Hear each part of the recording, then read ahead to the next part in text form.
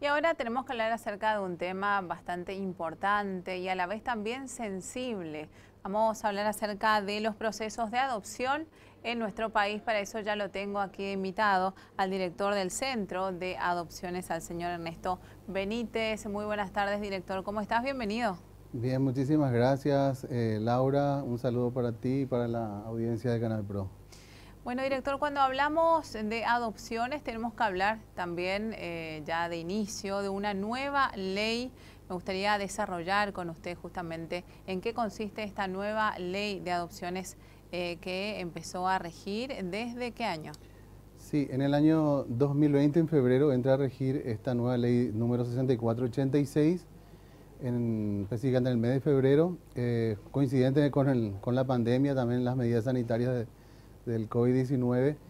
Bueno, esta ley regula el derecho de los niños a vivir en familia, regula los cuidados alternativos y la adopción. Entonces, digamos que son los tres pilares de regulación de esta normativa que están integrados por primera vez y es un hito, digamos, en lo que hace al desarrollo normativo de nuestro país, considerando que anteriormente la cuestión de la adopción era analizada, estudiada y regulada por una sola legislación, además de prestarse a varias confusiones donde se otorgaban competencias dispersas a los distintos órganos jurisdiccionales y eventualmente se generaba un conflicto de jurisdicción, de competencia con el propio centro de adopciones, ¿verdad? Que generó durante mucho tiempo situaciones de una falta de coordinación. Esta ley, en cambio, junta todos estos elementos, ¿verdad? El derecho del niño a vivir y no ser separado de su familia, sino por razón de su interés superior y a reserva de una resolución judicial, de revisión judicial de su situación. También propende a que esa separación del niño de su familia biológica sea por el menor tiempo posible, que esté protegido, en un ambiente donde se prefiere que sea una familia, el modelo de una familia antes que una institución grande, claro, de modelo de pabellón, digamos, y la adopción como un instituto jurídico de protección de última ratio, de última medida. Entonces, básicamente esas son es una de las características principales de esta norma, que integra esos tres elementos en uno solo, facilita muchísimo eso a los operadores del sistema de justicia y también a los administrativos, ¿verdad? Y, hay que considerar que la adopción en sí es un juicio que se hace en el ámbito jurisdiccional y que, como señalábamos, la separación de los niños de su entorno familiar debe hacerse por una orden judicial. Ok. Bueno, por eso daba la introducción de un tema bastante sensible, ¿no? Porque estamos hablando de nuestros niños y también todo ese proceso, digamos, a partir también de la aprobación de esta ley que lo decíamos off the record, que no se pudo socializar del todo porque justo, bueno, caímos en plena pandemia, claro. Entonces costó también ir socializando en qué consiste, cuáles son las ventajas que nos da también esa ley actualmente. Sí, justamente el primer año que fue de pandemia, los juzgados mismos tuvieron cerradas sus puertas, los equipos técnicos no podían tener llegadas con los niños, como tampoco con los postulantes, así que los solicitantes y postulantes del centro de adopciones estuvieron un poquito relegados en ese sentido, y ya en 2021 y 2022 sí estuvimos haciendo los trabajos para en lo posible ponernos al día con toda la gran demanda también de declaraciones de estado de adoptabilidad que van siendo comunicados al centro de adopciones.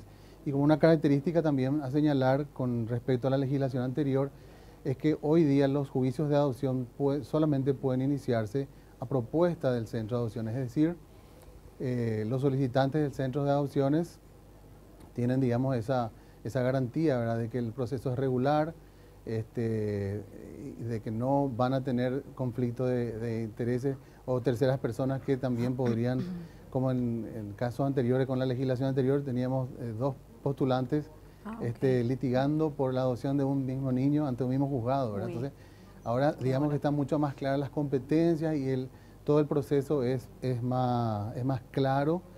De alguna forma también lo que se busca con ese trabajo previo a la declaración de estado de estabilidad es que cuando el niño está declarado en estado de estabilidad y cuando ya interviene el centro de adopciones y ponga en contacto a ese niño con la lista de postulantes, con los postulantes seleccionados, ya no haya ninguna situación, ningún revés, ningún retroceso, como por ejemplo que la sentencia no esté firme, que la familia biológica todavía interponga algún recurso de apelación, que genere otra vez un conflicto de orden jurídico que repercuta en algo tan sensible como lo es la gran expectativa que tienen también los postulantes, ¿verdad?, de ser padres por adopción, y los niños que debieron ser separados de sus familias en algún momento y que es necesario restablecerle ese derecho a vivir y desarrollarse en el seno de una familia, ¿verdad?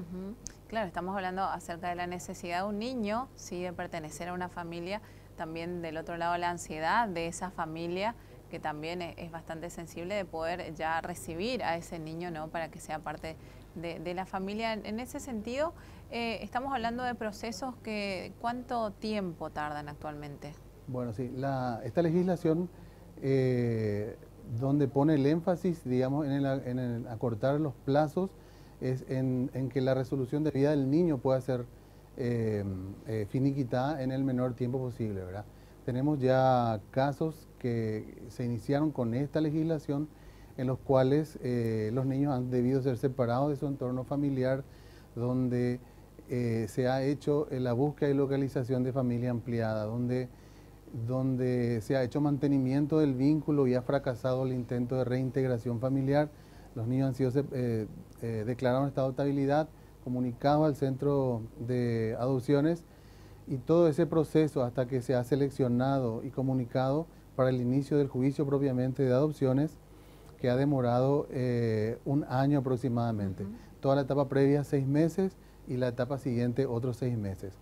Ha habido casos donde ha durado menos, cuando, por ejemplo, como la ley habilita también que aquellas guardas prolongadas, personas que hayan estado al cuidado de niños durante muchos años, entonces ya no es necesario en ese sentido un seguimiento o un plan de relacionamiento, porque ya hay un relacionamiento previo de larga data, con lo cual hubo juzgados que pudieron en 3 meses finiquitar los procesos de adopción, una vez que el Consejo del Centro de Adopciones ya ha postulado de la terna seleccionada previamente por los equipos técnicos.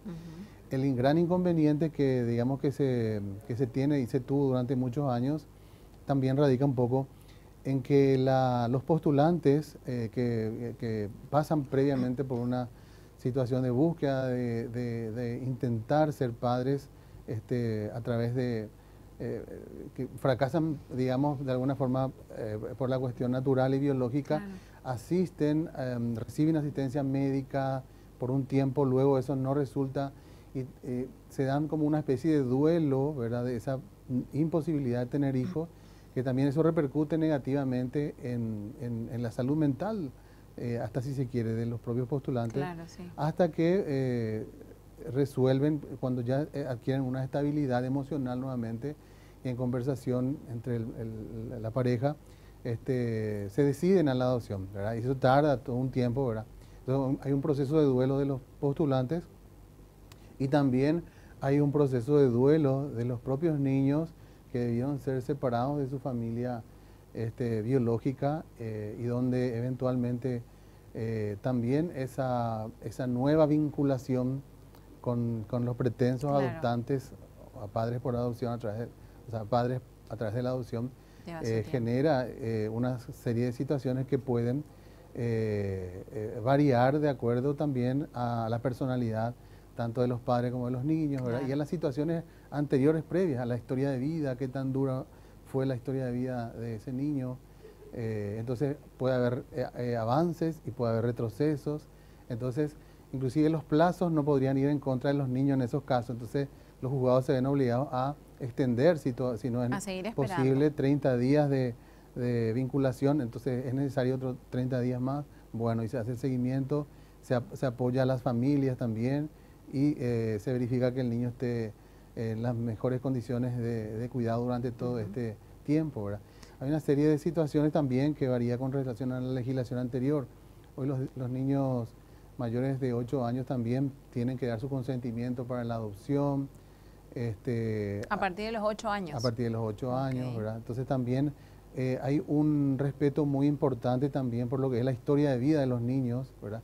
No ocultarle a los niños su historia anterior, que forma parte de su identidad, ¿verdad?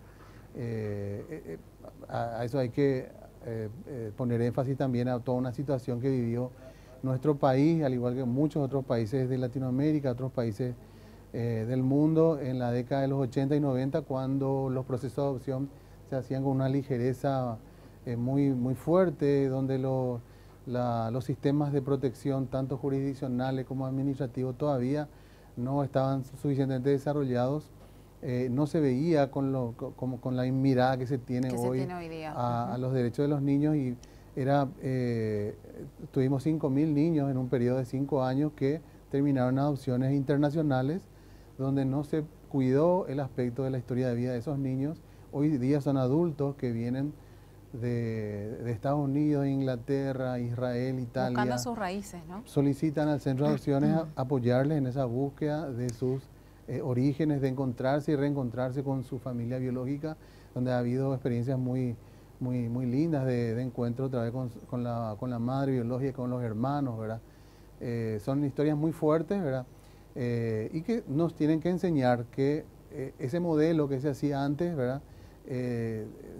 Con justa razón han sufrido estas modificaciones la legislación y tenemos que acatarla, ¿verdad? Claro, más allá de los plazos, claro. están los derechos de los niños y de adaptarse también los niños a todo lo que tiene cambios. este ámbito jurisdiccional. A veces es puede ser muy fuerte para un niño estar en una audiencia, Sí, cuando no sin interpreta dudas. correctamente o adecuadamente todavía todo lo que le está Claro, cuando no sucediendo. es consciente del todo de lo que Entonces, pasa. ese Director, acompañamiento es muy importante. Sí. Sin dudas que sí. Y actualmente, podemos hablar de una lista de espera de cuántos niños tenemos en lista? Bueno, el Centro de Adopciones recibió desde el 2000, desde esta nueva legislación, un aproximado a 180 niños, declaraciones de estado de adoptabilidad de niños, niñas y adolescentes.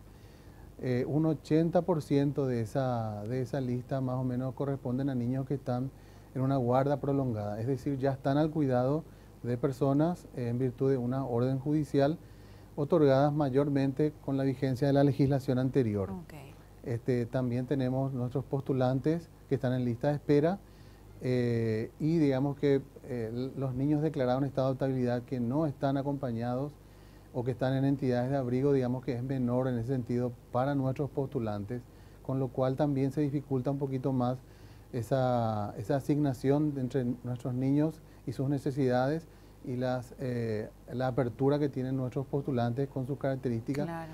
En razón de que muchos de ellos también solicitan la adopción de niños muy pequeños, ¿verdad? De 0 a 2 años, que casi no existe, digamos, dentro Claro, de le lo iba que, a preguntar eso también, sí, ¿no? el Para tema de la hacer como edad y las características. una diferencia de edades también y también con relación a los postulantes, qué cantidad hay actualmente y también todo este proceso que no es fácil. Aparte también ellos seguramente siempre hay preferencias por los niños Niños más pequeños. Totalmente, sí. También en estos 3 años el Centro de Adopciones ha podido dictar, a través del Consejo, ha dictado resoluciones de acreditación y de postulación remitida a los juzgados para el inicio de los juicios en un número aproximado de cercano a 100 resoluciones que benefician a algo así como 110 niños, porque algunos son hermanos, ¿verdad? Tenemos 160 padres en lista de espera. Tenemos el primer año de la pandemia, tuvimos apenas 9 postulaciones, al siguiente año 37 y el año pasado se cerró con 53 postulaciones. También estamos recibiendo más declaraciones de estado de adaptabilidad que nos está también obligando a pedir el número mayor de personal, porque las evaluaciones de los postulantes no son meros trámites administrativos, Claro. hay que evaluar la idoneidad, la aptitud psicosocial habilitante para ser padres por adopción. Entonces es todo un proceso que incluye asesoramientos jurídicos, una serie de entrevistas con las psicólogas, visitas socioambientales en el domicilio de los postulantes y también realizar el perfil de los niños para que las características y necesidades de esos niños coincidan en mayor grado con las capacidades que tienen nuestras familias postulantes. Entiendo, director. Bueno, es un tema realmente importante para seguir hablando y bueno, es la primera vez que viene aquí a hablar con nosotros, pero no la última porque vamos a hacerle el seguimiento. Okay. Nos interesa muchísimo saber cómo van justamente esas adopciones, cómo van los postulantes, también cómo están tratando desde el lado de los niños, ¿sí? Que es más sensible todavía. Así que, director, le agradecemos muchísimo por estar acá y bueno, lo esperamos en cualquier momento.